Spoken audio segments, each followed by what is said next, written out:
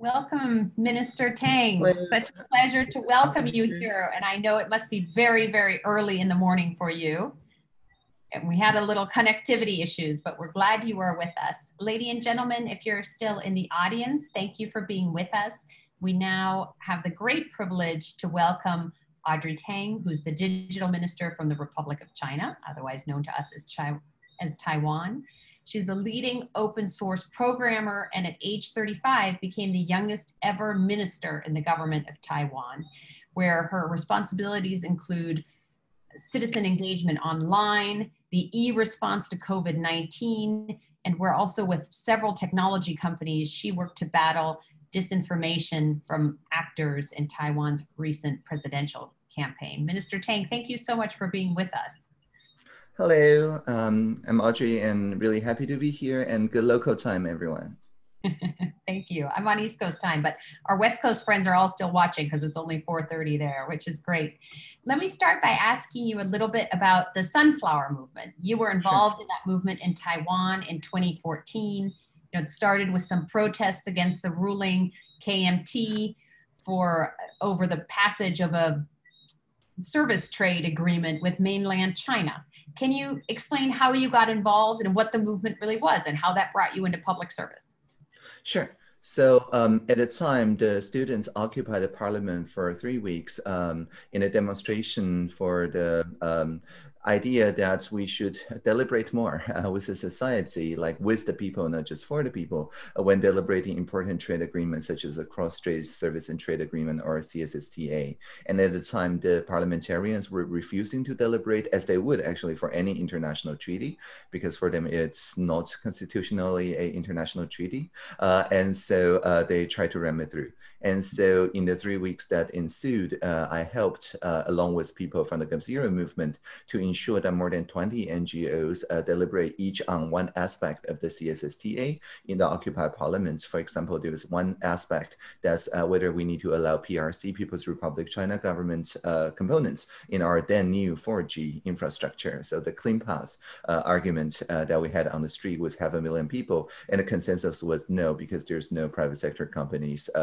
in PRC. And that's actually heeded as one of the rough consensus at the end of the Occupy, which the head of parliament ratified. And so it was a success. At the end of that year, the mayoral election, all the mayor that supported this kind of open government deliberations won, sometime without preparing an inauguration speech. And all the mayor that did not, did not. And so I was then recruited as a reverse mentor, that is to say people under 35 years old, social innovators that work with existing ministers to design ways to deliberate such issues without occupying the parliament again necessarily, but we can do so online and with the same sunflower technologies. That's great. Well, it's interesting that you brought so many young people into politics in Taiwan. We're trying to do that here in the United States as well. So maybe you can give us some pointers. But of course, since 2014, there's been a sea change in politics in your country, including President Tsai Ing-wen of the Democratic Progressive Party won re-election in January of this year in a landslide. And it was partly, I think, because of her strong response to Beijing's increasing pressures on Taiwan. There are many reports that in that election, there was some disinformation campaign by the Chinese and possibly by other actors. Of course, that's particularly interesting to a US audience because, as you know, in 2016, Russian actors were very active in our own election. Now, we just heard from two experts yesterday, Laura Rosenberger and Renee DiResta, who's at Stanford, that we're seeing that again in our own 2020 election. It's not just the Russians, it's also the Chinese. We're seeing it in lots of different places. In our own system, the Russian disinformation campaigns have been far more sophisticated than what you see from China and other actors, to the point where they're so convincing with false personas and things that the Russian IRA actually got Jack Dorsey to retweet misleading information and Donald Trump Jr. What we see in the US from China is not quite as sophisticated. How did you see that in your election? Which state actors were involved? And tell me a little bit more about how that disinformation campaign unfolded. Sure. So in Taiwan, I'm glad you used the term disinformation because that's the term we use. I never use the F word, uh, right? So to describe news. And disinformation in Taiwan is defined as intentional, untrue information that causes public harm. So not like harming the image of a minister, which is just good journalism. And because we never do administrative takedowns, we just like in fighting the pandemic, we never do lockdowns either. And that is why we have to kind of race with the disinformation. So whenever there's a piece of disinformation, not even 2 hours after which the responsible ministries, which have what we call hashtag officers, participation officers that engage the public, will roll out internet memes that are always very humorous, very funny, but also contains clarifications in a way that's more viral than the disinformation. So that's humor over rumor. And as for the disinformation campaigns that actually occurred during the presidential election, well, you see, because we negotiated with Facebook and other multinational social media companies to make sure that they conform to our norms of campaign donation and expense, meaning that all the advertisement from the ads library that pertains to political or social issues need to disclose its full like targets, the price paid, and so on. And it can only come from domestic sources, not from foreign sources. And so it's easier for us to do attribution, which is always the hardest. And so we also work with Facebook so that when people flag something as possible disinformation, there's also a lot of civil sector like Kofacts, Dr. Message, and so on. Just like Spamhaus as a spam fingerprint clearinghouse, we also do a disinformation clearinghouse. So last November, there was a disinformation piece that I'll use to illustrate a point, which says Hong Kong thugs compensation exposed, and I quote, killing a police and earn up to 20 million, unquote. And that is a actual piece of disinformation making the rounds on Taiwanese social media. It even has pictures to go with it, except of course the picture is actually a Reuters picture. And the Taiwan Fact Check Center, which is part of the International Fact Checking Network, traced this disinformation piece down to the Zhongyang Zhengfa Wei, the PRC Central Political and Law Unit on their Weibo. So it's not something that's covert. It is a overt narrative that they just push on using local proxies and so on. So instead of taking it down, we just made sure that we attribute it. Yeah, sorry to interrupt you, Mr. Yeah, sure. Can you, can we just dig in a little deeper? You just said a lot about all the amazing things that I wish our government were doing, that you're doing to combat the disinformation. But can you say a little bit more about how it actually works? Who do you see in the system? Are they trying to influence, were they trying to influence your election directly? Or were they sowing general disinformation? Who do you think it was? Was it very sophisticated? Was it ham-handed? Was it just flooding social media? Was it thinly disguised personas and bots? Or did you see something more? All of the above. All of the above. Well, it would be easier if I can illustrate by sharing my screen, which currently is not possible, I guess, in this format. But I will just say in very broadly terms, I think there's a few things, right? As I just showed, using our strategy of notice and public notice instead of taking down, people learn generally that these are sponsored by, well, the PRC, and they do not hide from it mostly. They just post it publicly on their Weibo account. And a lot of the work that we see, for example, there was another piece of rumor that's making the rounds immediately before the counting process, but right after the voting finishes, is that, quote, the CIA made this special ink for ballots. So no matter who you vote, Tsai always wins. So answering your question, this is basically saying... The CIA doesn't do that, I think. No, right. But the point is that instead of attacking a candidate, it's essentially attacking the democratic process. It's undermining people's trust in the democratic process. So no matter who wins, we lose. And I think that is, after all, what the playbook is all about, is to sow discord in the democratic process itself.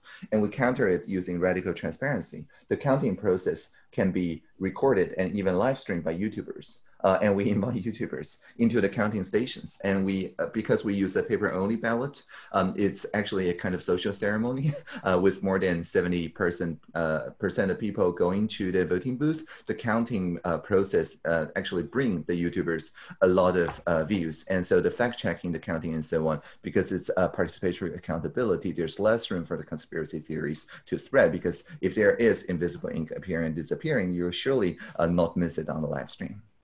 That's amazing. It's very interesting because there's just a cultural difference, I'm guessing, between the understanding of privacy in your country and what we have in the US. A lot of these ideas that are brilliant ideas from my perspective that I think could work here in the US, we wouldn't be allowed to do. Like, you wouldn't let a YouTuber into the counting because it would be seen as an invasion of privacy. But tell me a little bit more about, you said you're trying to fight it with humor, and that you're doing it from the government. Now, the US government is known for many things, but not for its sense of humor. So maybe you could teach us a little bit. Certainly.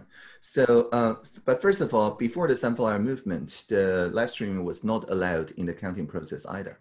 Actually, recording, unless you're a professional hired by one of the parties, was not allowed either. So civic journalism is really the thing that becoming a new political norm after the Sunflower Occupy. I'm not advising anyone to occupy their parliament, by the way, but it really is a very effective way. And anyway, so sorry, back to the humor over rumor. So I think the humor over rumor strategy worked because we were forced to innovate, that we cannot do takedowns. So we look at how the conspiracy theories spread on outrage. And now if you have seen the movie Inside Out, literally in one person's mind's control room, one cannot feel simultaneously outrage and joy. So if we bring joy into the political discourse, then that makes people more deliberative instead of just antisocial social media. And so one example, during the pandemic, there was a rumor, a disinformation, really intentional one, that says, quote, because we're ramping up the facial mask production from 2 million a day to 20 million a day, the rumor says that it's the same material as tissue paper, so we'll run out of tissue paper soon. And so people would panic buy. And I mean, it was a stressful time. People do feel stressed. And so outrage travel very fast. Like maybe it has an R value of 3. Every hour, every person on average share to 3 other people. And so within a couple of hours, our premier, Su Zhenchang here, rolls out this internet meme, which is brilliant. And you see his backside, his bottom, wiggling it a little bit. And a very large font that says, each of us have only one pair of buttocks. And it's a wordplay. In Mandarin, 囤 buttock and 囤 stockpile sounds the same. And so basically he's saying in this tissue paper package meme that there's no way that you can use all that tissue paper you stockpiled. And then a table saying the tissue paper came from South American materials and the medical mask came from domestic materials. And so, right, you just laugh about it, meaning that you cannot feel outrage about this anymore. You're vaccinated, so to speak. And this went absolutely viral, like our value of 5 or more. And so within a couple of days, this conspiracy theory just died down. And then we persecuted the 3 people that started this rumor. Turns out they were tissue paper resellers. And is your ministry behind these memes? You guys put them together? Right. So in 2017, we initially trained the public servants, higher level officials, participation officers in this idea of hashtag engagement and mimetic engineering. But it would not gain much currency until after the 2018 election, where we see a lot of disinformation. At the time, Facebook was not revealing the precision targeted advertisements during the election campaign. And so that led to a lot of social distrust, because unlike our control yuan, which is a separate branch that publishes the donation expense, who actually went into those Facebook and other social media targeted advertisements is anybody's guess. And so because of that, this mimetic response, this humor over rumor start gaining currency. And then we got all the social media companies on board. Google and Twitter, for example, simply refused to run political advertisements during our presidential election. So it's a norm shaping move. And also, I think, very notable because we did not pass any law to do that, just as we did not pass a law for the spam either. We relied on the civic sector's pressure, that's the threat of social sanction to the social media companies. Interesting. And you just mentioned micro-targeting of ads, which is such an issue in our election, which is how you really dice and slice the electorate and give people the outrage that they crave, as you said. So are you saying that the social media companies in Taiwan are not allowed to micro-target? That's exactly right. And if they do, I mean, during election for political and social issues, and if they do, they must always review it the same way campaign expenditure is reviewed. That is to say, revealing the money, the target criteria in real time, like it's while it's airing in the ads library and even after it's aired. And so lots of civic sector watchdog groups and so on would publish any dark patterns, and that will actually lead to social sanction too. So during the presidential election, nobody tried, not even the legislative candidates tried any dark patterns. Wow, very interesting. Let me change subject just a little bit. You brought it up with the masks and the tissue paper, but you know, Taiwan has also had a huge success in containing the COVID-19 pandemic. And as you know, here in the United States, we opened up briefly. Now we're all shut down again, which is why I have a nice virtual background of Aspen behind me rather than being in real Aspen. You have done something really amazing. One, I understand Taiwan's Central Epidemic Command Center that was set up after SARS in 2003 has been enormously helpful. And then you used a digital fence system, which sort of enforced people's quarantine in a gentle way. Can you talk about some of the e-enabled ways that you helped to contain the pandemic? I like that word, e-enable ways.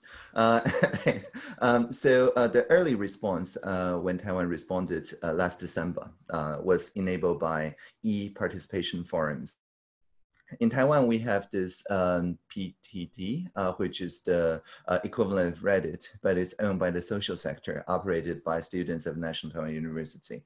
And when Dr. Li Wenliang, the PRC whistleblower, posted that there were 7 new SARS cases that got reposted immediately, actually at the same hour as he got inquiries from his institutions. And so while he was being, quote, harmonized, unquote, in the PRC in Wuhan, in Taiwan, it's making the rounds, it's upvoted, and our medical officers immediately noticed the post and issued an order saying all passengers flying in from Wuhan to Taiwan need to start health inspection, and that was the 1st of January. And so I think this is very important that the civil society has this absolute freedom of speech, that they can talk about a SARS outbreak in the public forum, and that the government trusts citizens enough to take it seriously, treat it as if SARS happened again, something we've always been preparing since 2003. And the CECC that you just mentioned is a live press conference that went on for 140 days or so until that we're like post-pandemic now for I think 4 months now. But 4 months ago, they were doing daily live streams, answering all the journalist questions, working with journalists. And the toll-free number 1922 is, I think, one of the most important pieces, because anybody can pick up their phone, call it with a more than 90% pickup rate, and just inform anything that they see from the ground to the CECC, which will then make into the rounds into the next day's live conference. So just one example, one day in April, a young boy whose family called saying that my boy doesn't want to go to school because when you ration mask, you don't get to pick the color, and all he had was a pink medical mask. And so the very next day, so he's like, I'll get bullied, I'm a boy, whatever. So the very next day, everybody in the CECC press conference started wearing pink medical mask, making sure that everybody learns about gender mainstreaming, and it's a social innovation. And so this kind of fast response ensured that the boy, now the most hip boy, because only he had a collar that the heroes wear, that builds the trust between the government and civil society. And the digital fence that you just mentioned basically said anybody returning from the abroad to Taiwan, they can choose either go to a hotel for quarantine, that's how we keep the hotel business open, or they can, if they live in a larger home with their own bathroom and they don't share it with vulnerable group of people, they can choose to place their phone, or if they don't have a phone, we hand them one, into this digital quarantine. And it's basically reusing this earthquake warning that we send people. Required? So if I'm flying into Taiwan from California and I have to quarantine, I have to put my phone in digital quarantine? Or you can choose the hotel, or it's your choice. You either go to a physical quarantine, in which case you're physically barred from leaving, or you go to your own home, but then your phone is put into the digital quarantine. There's a choice between the physical and the digital, but there is no choice of no quarantine. Well, you can choose to break the quarantine, I guess, but then you forfeit the $33 per day stipend, and you have to pay back 1,000 times more up to, and so you will fund 1,000 people's quarantine, I'm sure. But so very few people did that, and so it's an amazing system where culturally in the US, it would just be impossible. You know, we're having people protesting against wearing masks indoors and things. So, well, there's something Taiwan can help there too. I mean, we very early on put out a poster, came from the premier, that basically says the masks are there to protect yourself from your own unwashed hands. And I think that idea travels much better than pretty much any other incentive design. And we also make sure that we have a spokesdog that reminds people that, which is less, I guess, controversial. And so this is literally the spokesdog of the CECC. And the dog says, wear a mask to protect you from your own unwashed hands, and please use a soap. And that's very important. That's great. We should tell Dr. Anthony Fauci to get a spokesdog. I think that would help here as well. I know our time with you is short. I could keep chatting with you all evening, all morning for you. We have one question from Christy Campbell, who's in the audience. So if we could unmute Christy, that would be great. Just takes a few seconds for her to be able to unmute herself. Hi, Christy. Hello, I'm here. Great.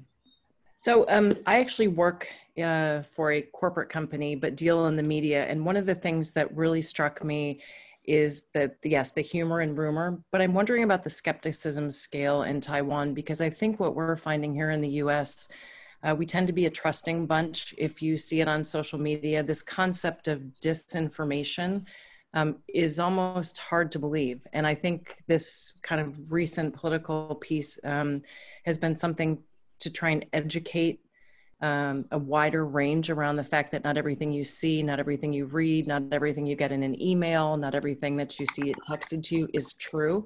How did you break through that? Well, we offered that too, and it's in our K-12 curriculum, actually, and it's called critical and creative thinking. But I think there's a difference though. In our K-12 curriculum, we do not teach media literacy or digital literacy. We teach media competence and digital competence. And the difference is that instead of treating very young people, primary schoolers, as a consumer of information, we treat them as producer of information. Indeed, many of them maybe have more Instagram followers than I do, because I rarely post on Instagram. But anyway, the point is that they are potentially part-time journalists. A lot of primary schoolers actually interviewed me as a kind of intern journalist, and many of them actually fact-checked our president candidates back in the presidential election, because the journalists invited everyone, including primary schoolers, to join them online to help transcribing, doing newsroom work of checking the sources, and so on, to make sure that we can hold presidential candidates' words to account. And once you participate from the side of journalists, from media producers, I think one would then learn that journalism is about truth finding together, and that will create a much more symbiotic relationship with the journalistic branch instead of a adversarial relationship. I think that's our main difference in terms of curriculum design. How many people are participating in that program? Really thousands and thousands if you're referring to the presidential candidates fact-checking. Interesting, amazing.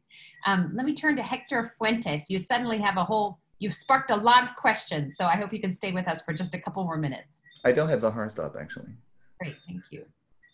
Hector? Hey, can you hear me? Yes. All right, thank you. Mr. Tan, or Mrs. Tan, I have a question for you. I'm from Venezuela, and here the problem is actually the opposite. It's the government who is constantly misinforming and playing with information. Which role do you think can civil society play to ensure that the information we get is trustworthy, and how can we combat skepticism from civil society? Thanks. Yeah, and that's what the sunflower movement is all about. Because people back then were fed up with this. I still remember back in 2012, the first YouTube advertisement done by the cabinet back then, the Ma Ying-jeou presidency, was a economic booster plan promotion.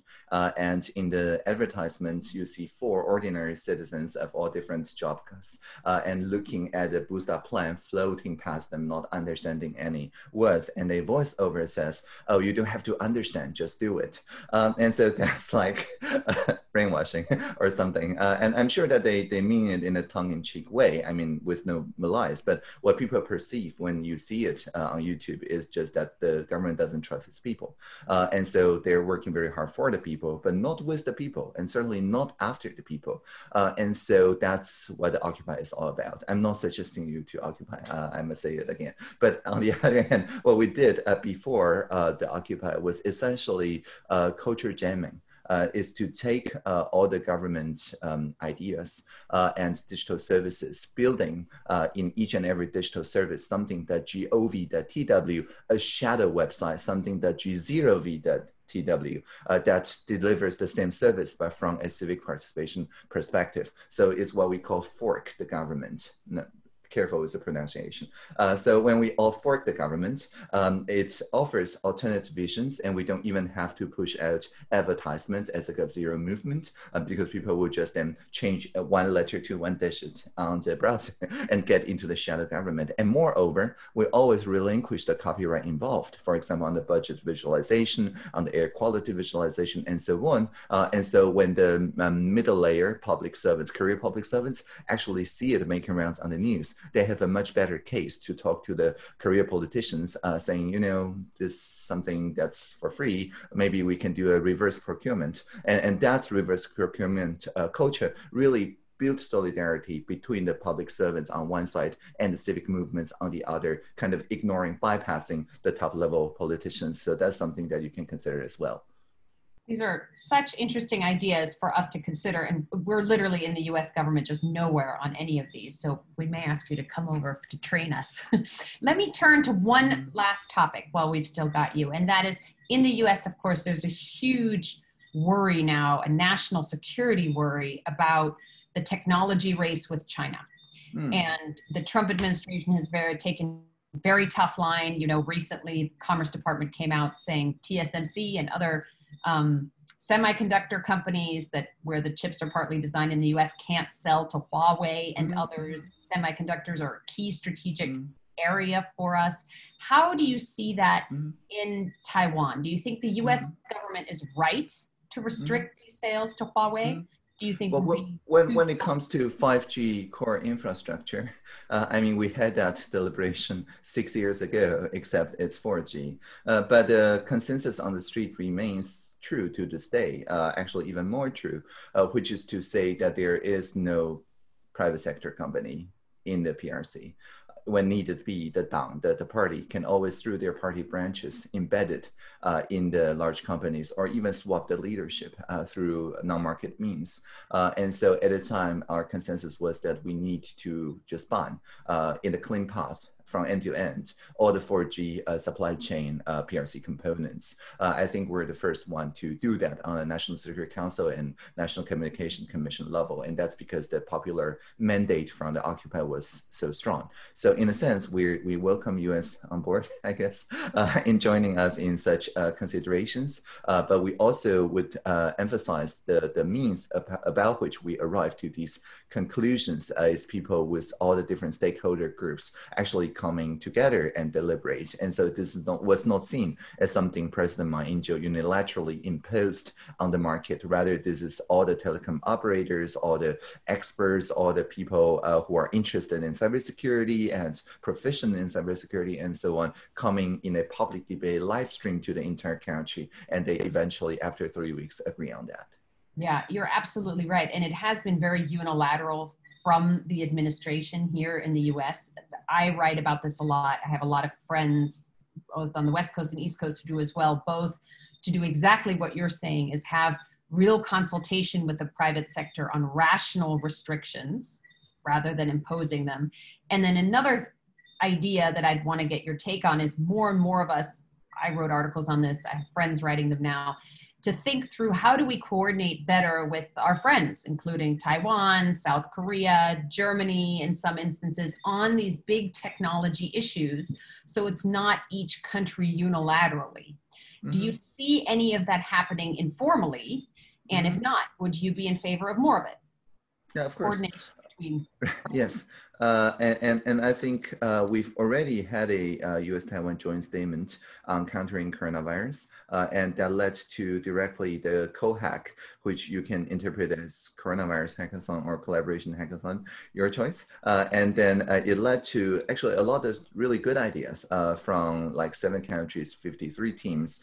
And the idea is that we, again, use the same AI moderated conversation, the POLIS method, to make sure that the different norms across UK, Germany, Hungary on one side, Canada, USA on the other, Japan and Taiwan in the middle, I guess. Well, that's how we paint the map, and can arrive to the middle. And so there were like different norms that were controversial, but the good thing about the AI moderated conversation is that we can always settle on the things, ignoring really the ideological differences and settling on the things that people have brought agreement on. So like we just said, okay, these are the places where the US norm, the European and the Taiwanese and Japanese do not agree. But these are the things that people do agree most of the time with most of their global neighbors on everything. So the COHAC hackathon led to innovations such as the logboard, which traces your own phone's movement, your temperature, whatever, but it doesn't transmit it anywhere. It works entirely in airplane mode.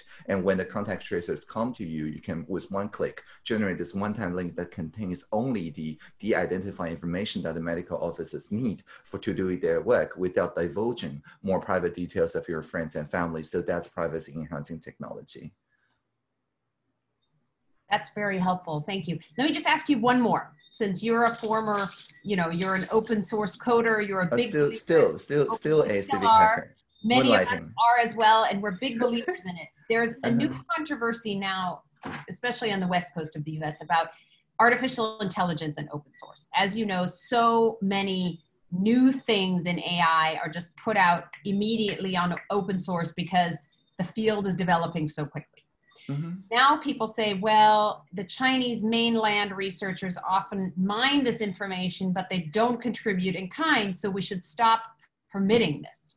How do you feel about that? Yeah, there's, I think not entirely everything is open source, like the GPT-3 model, I believe, is not yet open source, the huge transformer thing, right? And so, I mean, there's the source code part, which is essential for academic research, but there's also the data, the model, the actual trained material, and things like that, the processes. And I think in Taiwan, we mandate open API in our procurement, that is to say, providing the accountability and value alignment for assistive intelligence products. But we do not say that it has to be entirely open source, because if we do that in the procurement laws and regulations, people will just hide everything on the stack beneath it and just open source this very thin code above that, which is not what we want to encourage. We want to encourage people to get into the habit of seeing AI not as artificial, but assistive intelligence, and start with the design